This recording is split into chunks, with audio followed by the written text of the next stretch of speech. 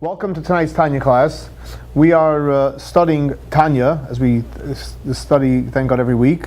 We're studying the fourth section of Tanya, and the name of the section is called Igeret Hakodesh, Holy Letters. We're holding by chapter 7, Perek Zayin in Igeret Hakodesh. And as I always say in the beginning of the class, that since this is the foundation of mysticism, we call it the Bible of mysticism. So every single chapter is very, very powerful, and every single chapter has a beautiful lesson and message, and obviously very heavy, down-to-earth, Kabbalistic ideas and teachings. So the theme of this week's chapter 7 in Igeret HaKodesh, is about how to brighten our souls with the godly light. In other words, what does that mean? It means as follows.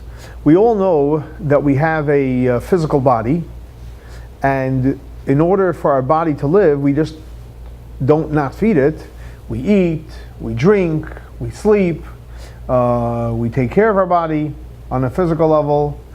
Same thing also, because we have a neshama, we have a godly soul, we have to feed our soul. Why? Because what happens if a person doesn't eat or drink? You get dehydrated, you get headaches, you can get sick, unfortunately. So you have to feed your body in order to grow and to be healthy. Vitamins, whatever you take to take care of yourself physically.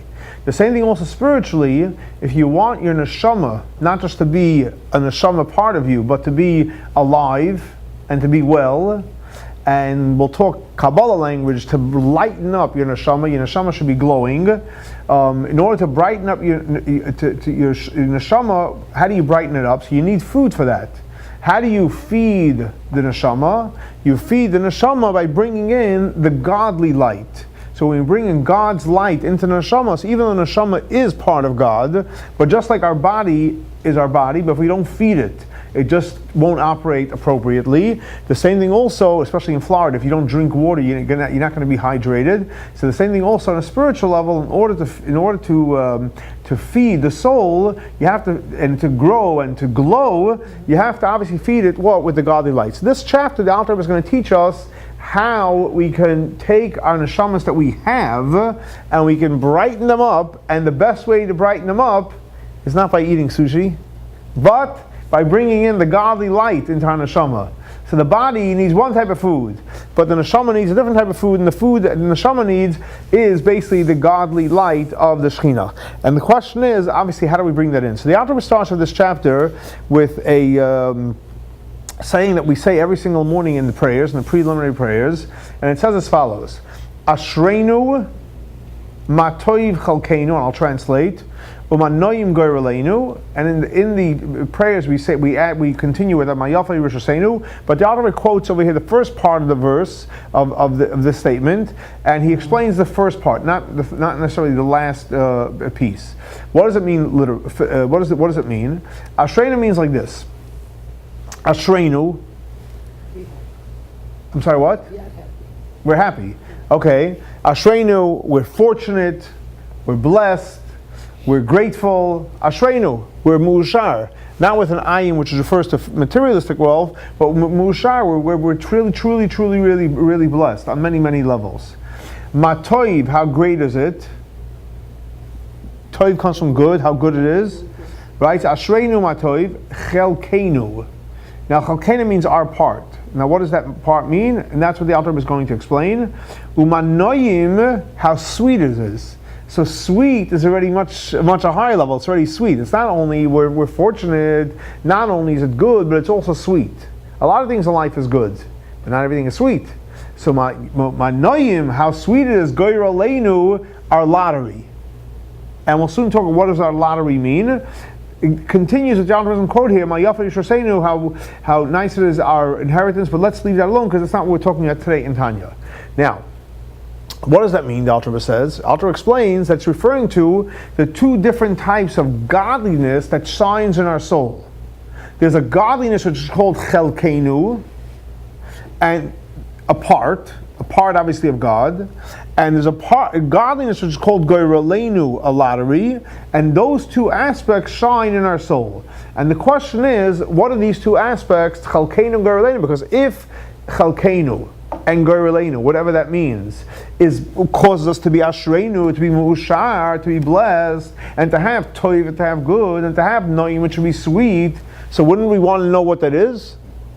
You want to have, like you're going somewhere, wouldn't it be nice to have Waze or some other kind of Google Maps to tell you how to get there? Yeah. You want to know what it is. So what is this Chalkenu, what is this Gurlenu that causes us to be Ashreinu, to be blessed, and to be Toiv, and to be good, and to have a sweet life? So the Alter starts off and asks a simple question. What are we saying? Ashreinu, Matoiv Chalkenu, our part. What is it referring to? Part of God.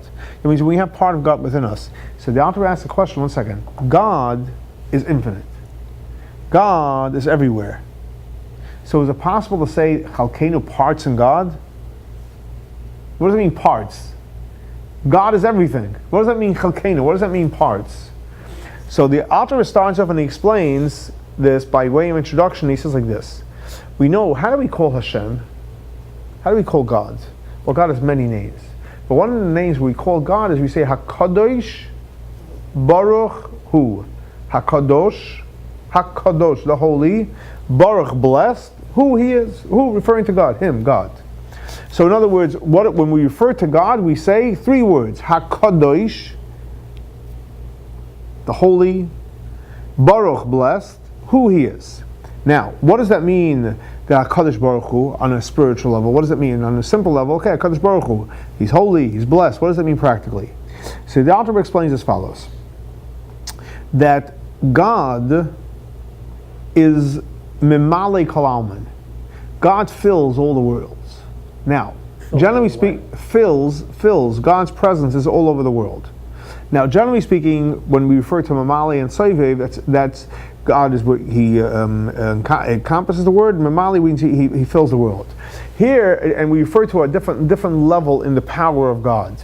Over here, what the Alter is referring to is that the way God literally fills the world, and he quotes a verse which says, "Haloi es hashamayim v'sa'aretz ani molei." So God says, the heaven, the earth, I, referring to the essence of God, molei. I fill the whole heaven and I fill the whole earth.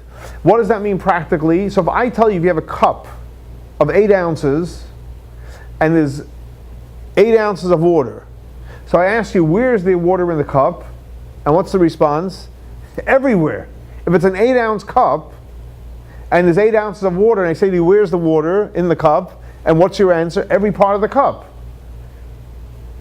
Every part, yeah. If it's an 8-ounce cup and there's 8 ounces of water, every part of the cup. So when we say Ani Male, God says, I fill the world, heaven and earth. In our terminology, just like the cup is full from top to bottom with the water, and there's no place that's lacking the water, the same thing also, God fills the world everywhere. So in other words, God, Ani, the infinite part of God, is all over the place. Heaven and earth, there's no place in this world where God is not. Now, so if God fills the world in every place, so guess what? Let's have coffee with God. Right?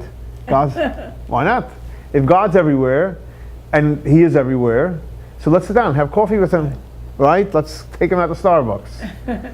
Or wherever else you want. Take Him for a car ride. Take Him on a trip with you. Now, by the way, God is in Starbucks and He's all over. But if that's but we know God's everywhere. We know God's everywhere. But if God is everywhere, so why can't I sit down and have really a Starbucks with Him? Or whatever else. I'm not here to advertise Starbucks. I'm just giving you an example. I know you guys go there. But why can't, right? And really, but what does that mean? So God is really everywhere. So hello, let's have a two-way conversation. Yeah. But what's the answer? And the answer is because even though God is everywhere, and that's what it means, HaKadosh Baruch Hu. So even though Ani Male, God is everywhere, but what does the first word say? HaKadosh. God is Kadosh. What does it mean, Kadosh? Kadosh means that He is separated. What does Kedusha mean? It comes from separation. So in other words, God is separated from the world. So you say, hey, listen, let's sit down and have a talk with God. Ooh, you want to talk to God? Ooh, God's way above it. Kadosh. He's way elevated from it. But one second, we just said Ani Malay. But we just said Ani Malay. God is everywhere. Now you tell him he's Kadosh. He's elevated. Then is he Ani Malay or is he not Ani Malay? Does he fill the world? He doesn't fill the world. Both. And the answer is very good. The answer is both. Mm-hmm. It's hard for humans to comprehend it. Like, for example, if I tell you right now I'm here, so I'm here. Am I right now somewhere else? No. If I'm here, I'm here. I'm not there. And if I'm there, am I here? No. God could be here 100% fully, and I say, listen, let's go out and have a coffee, and the answer is he's not here. But you just told me he is here. And the answer is yes. They're both correct. So, and they really are correct. By a human, if I'm here, and I'm not there. And if I'm there, and I'm not here. By God, I am here. God's not me. God, I'm here fully. But on the other hand, what? I'm totally elevated out of the world. And that's the definition when we say Hakodesh Baruch, who God is totally, on one hand he fills the world, on the other hand he's totally disconnected from the world. Now, what does that mean? So God, the infinite part of God, is totally disconnected. So how did God come down into this world? How does he fill this world in every single detail? Because there's something which is called in Kabbalah, which is called a Tzimzumim. A Tzimzumim means that a contraction of power, a contraction of energy, a contraction of light, that means if God revealed himself ani malay, like God would be in the infinite power, like he's in the higher world, guess what? There wouldn't be a physical world. Notice the infinite revelation, what God has outside of this world, Atzilut and higher, etc., there God is felt and seen in an infinite way. As a matter of fact, if we were able to take a journey up to Atzilut, guess what? We can experience the Ein Sof, or even higher. We can, but we can't, obviously. So how did God? So God came down to this world. There was a process called a Tzimzumim, which means God obviously had to contract the light. So it shouldn't be as strong quantitatively, and it shouldn't be as strong qualitatively. And there's many levels of contraction of Tzimzumim until God was able to create this finite physical world. Now, how many Tzimzumim are there? And there's many. So generally, we all know there's something which is called the four worlds: Atzilut, Bria, Yetzirah, Asiyah, and every one of these worlds, which means God is more contracted from one level to the next. Here in this chapter, the Alter doesn't go into the four worlds of Tzimzumim, but he actually talks about something totally different, and he says that when the light comes down to this world, it gets broken down to not four worlds level of Tzimzumim, it actually gets broken down into 613 channels of energy. So this infinite light, it went through all the Tzimzumim of all the worlds, and then it comes down here, and it literally gets sprayed out into 613 channels of energy. Now, from these 613 channels of God's infinite energy that came down to these 613 finite channels, from every one of these channels was able to create one mitzvah,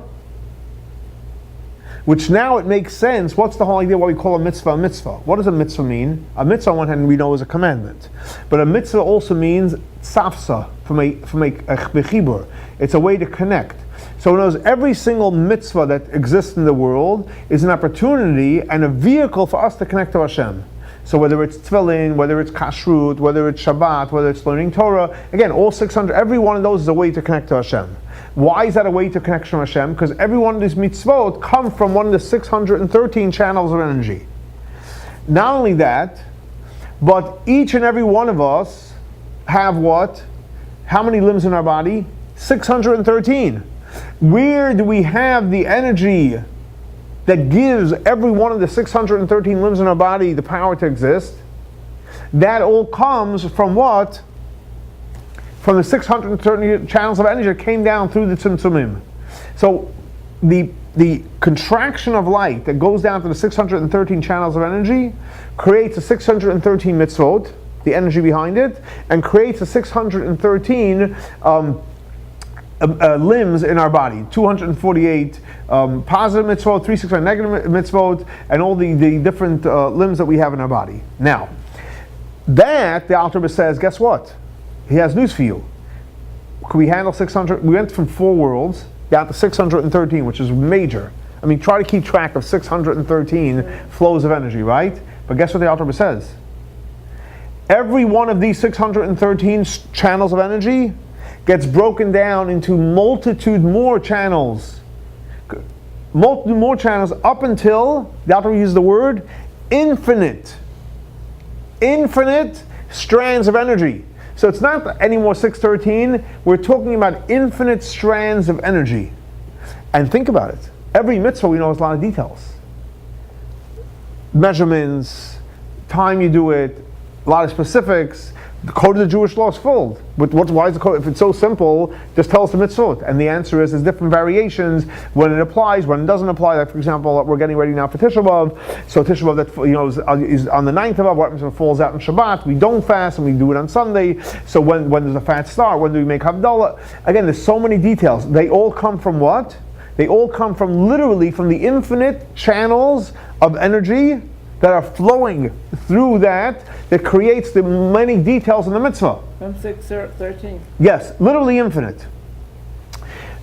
Same thing also with the limbs in our body. We generally have 613, but from there it also shoots off to obviously infinite possibilities. Now, so what happens like this? So we're going to go ahead, we're going to go into the shidduch business. You know what the shidduch business is? It's called the matchmaking business. Yeah, right. You want to go into the matchmaking business? We're going to go down to the matchmaking business. Okay, so now we're going to try to make a shidduch. Why is a shidduch nice? Because if you take 2 people and you make a good shidduch, why is that exciting? Because really, what's a shidduch? What's a match? Really, it's 2 halves of one whole that will come back together. Why are people so excited about a shidduch? The person getting engaged gets excited, the person that makes the match, everyone, the family and friends. Why are people so excited? Because there's nothing as great as reuniting 2 halves of one whole. There's nothing as powerful as being whole. And as what can you do if you had a dollar bill or $100 bill that was torn in half and one half was in the garbage? What can you do with the half? You can't do anything with it. It's a half a bill. Go to the store, try to buy, let's say a $100 bill that was torn in half and someone threw away half of it. And you walk into the store and you take $50 worth of groceries and you bring them half of a $100 bill. Do you think you're walking out with the groceries? No. No way. Why? Because it's very, very nice, but it's worthless. And when someone else walks in an hour later with the other half, is he getting something? Nothing. No. The only way you're going to both get something is if the 2 of you meet up and you put the 2 halves together and they match up. Oh, guess what? Now not only are you getting nothing, you'll walk out not only with 50, you'll walk out with $100 worth of goods. What does that mean? Every single neshama is only a half. When you meet your other half, now you have a whole. So now you can talk. But until the shidduch happens, it's not like it's a half. It's like it's a half that's useless because as a shidduch, as being whole. So the goal, so that's why people are excited about making a shidduch. So anything you make a shidduch, really uniting really 2 halves of one whole. Now, so what happens is like this. What did we just learn? The 613 strands of light, which again could be infinite strands of light, that goes into the energy of what? Of the mitzvot. The 613 also goes into what? Into the 600 limbs in our body. So you have 613 energies in the mitzvot that are flashing away. Can't really do much with a mitzvah. Can you imagine you had commandments that no people to do it? What would those commands be worth? Nothing. And now can you imagine you have a person and has no commandments? What would we be worth?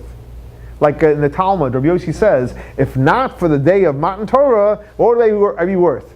Meaning that would be worth nothing. Because the Torah gives me an opportunity to connect to God. So what happens here is, you ready for the matchmaking? Here we go. You guys are ready? Big mazel tov. The person, the human being, that consists of 613 limbs in his body, meets up with the Torah that has 613 mitzvot.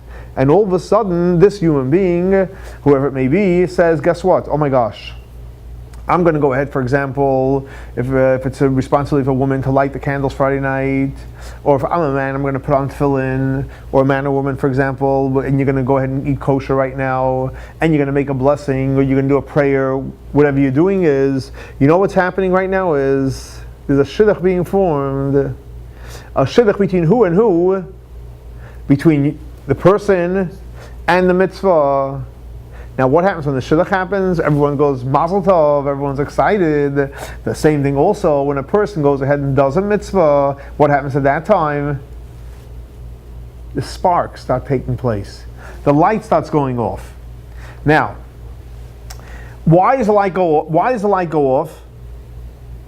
Because when a human being is a finite human being, right?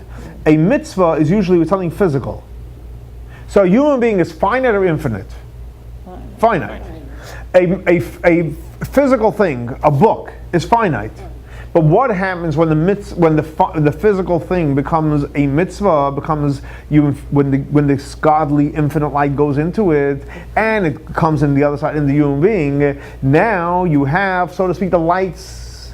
What's it called? The sound and light show goes off.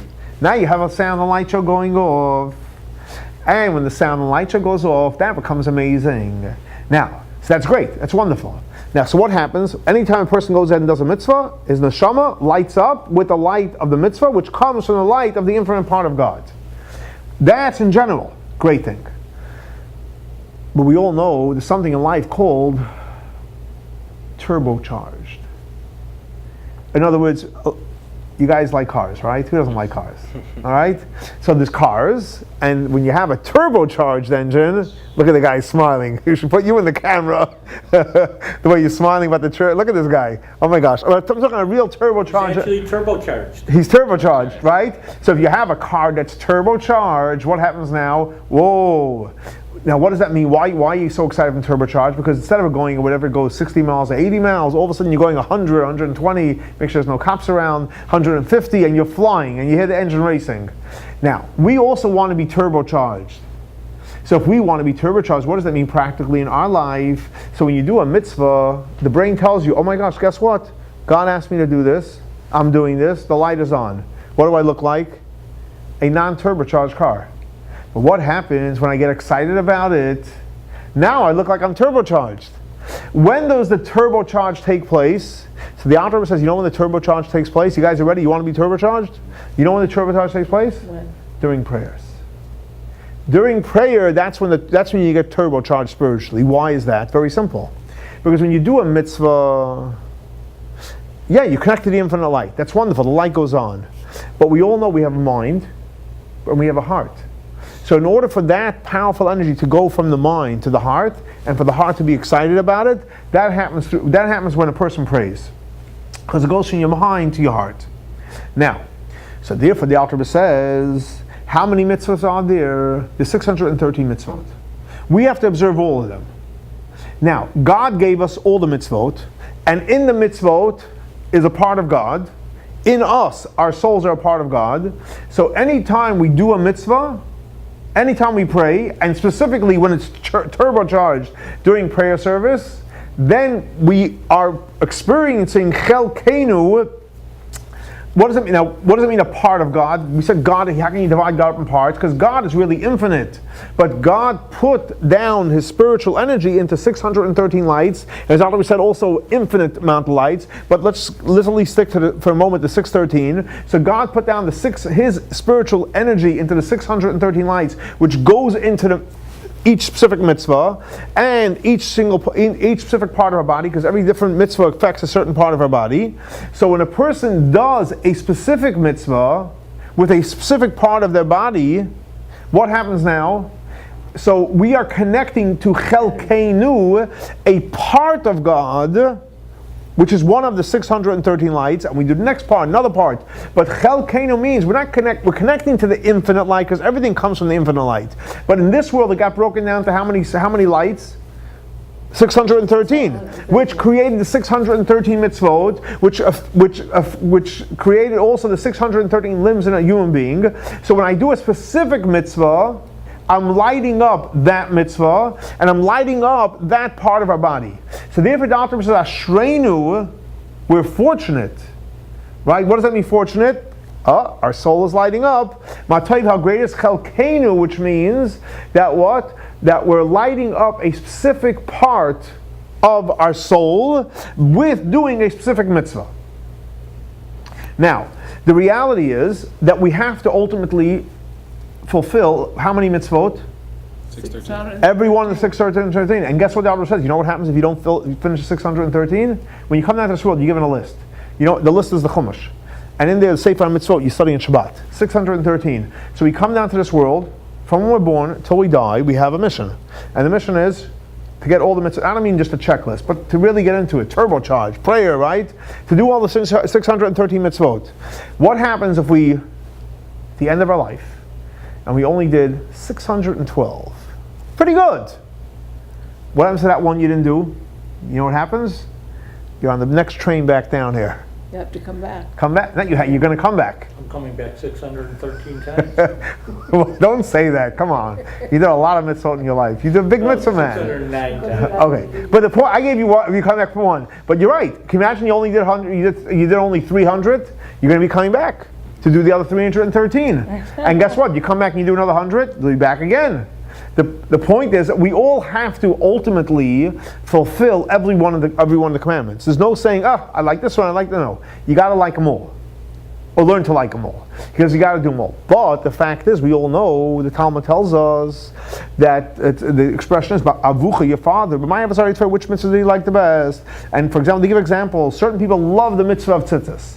They made sure that they had the best tzitzis, and they made sure other people wore tzitzis, and they made sure that tzitzis was available all over the world. Or for example, certain people kashrut, they'll meet only 100% kosher, and they'll make sure that there's kosher available for other people. Or for someone else tefillin, they'll make sure that they put on tefillin, they'll get the nicest pair, and they'll help other people put on tefillin.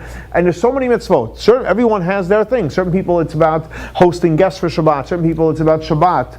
Again, certain people it's Yontif, that's their thing. Yontif, oh my gosh. Certain people it's about Simcha. I got it. But the point is, so someone excels in a certain mitzvah. Or for example, there are certain periods of history that certain mitzvot took precedent, depending on what was going on in that period of history. Or for example, certain families have certain causes, etc. Now, so what happens is, when a person's excited about a certain mitzvah, so the Alter Rebbe says, what's the reason why somebody's excited about this mitzvah versus another mitzvah? Like, why? If you have to do all 613, why are you excited about one over the other? And the Alter Rebbe says there is no reason why. You know why you're excited about it? The Alter Rebbe says that's gורלנו. That's just like you win the lottery ticket. You win a lottery. You could work on being excited about something, but when a person naturally is excited about a certain mitzvah, that's like winning the lottery, which means you won it. That means that God gave you for some reason in your soul, and the Alter plays on the word, but might have a zohar trade. That means by him, it was zohar, it was totally lit up. This mitzvah, when a person is excited about a specific mitzvah, that's because God gave you that lottery. What's that called? gורלנו. Now what happens when God gives you an opportunity to be excited about a certain mitzvah, it could be prayer, it could be Torah study, it could be helping somebody, it could be Shabbat, it could be a Kiddush club, it could be anything, right? Whatever you're excited about, that's a gift from God. That, na'im, that's already obviously sweet, because that's already, there's excitement, great excitement, that's like a double turbocharged. And that is obviously called what? That's the idea of what? na'im, which is totally sweet. Now, so in other words, what's the Alter Rebbe teaching us in this chapter? It's a very powerful chapter, chapter 7. The Alter Rebbe is teaching us as follows: that ultimately we want to live a passionate life, a life where our souls are charged up. And the way our souls are going to be charged up is by connecting to the 613 lights that came through, the infinite light that came down to the 613 limited lights, and by connecting to the mitzvot. And when we do each and every specific mitzvah, then we bring osher, tremendous blessing to us, and we bring a good life to us in Chalkenu that draws from that specific light that comes down to us. But then there's times we're totally excited about certain mitzvot. That is already górlנו, and that's a gift that God gives us, and that gives us tremendous sweetness and greatness. And another important lesson the Alter Rebbe teaches us is that ultimately we want to have the real power, and we want it to permeate our lives, not only intellectually but emotionally, but to be turbally in charge and excited about Judaism and about studying Torah and about doing the mitzvot, every single one of them. We have to spend time praying, because prayer has the power that it takes all this powerful energy and it literally brings it to every single part of your body, your mind, your heart, to your feet, till you're ready to actually have real simcha and to really be excited. So this is really a great chapter. It gives you the guidance how you can brighten up your soul with the godly light by doing every single mitzvah possible with tremendous excitement and enjoyment, and obviously certain ones obviously even in greater excitement and enjoyment, and then we'll all be blessed as Ashreinu. We'll be all blessed. Chalkenu will be fortunate and lucky that we'll have every single mitzvah will be connecting to the infinite light of God, and the Na'im Gurlenu will always have these wonderful extra gifts that will be sweet and lovely for each and every one of us.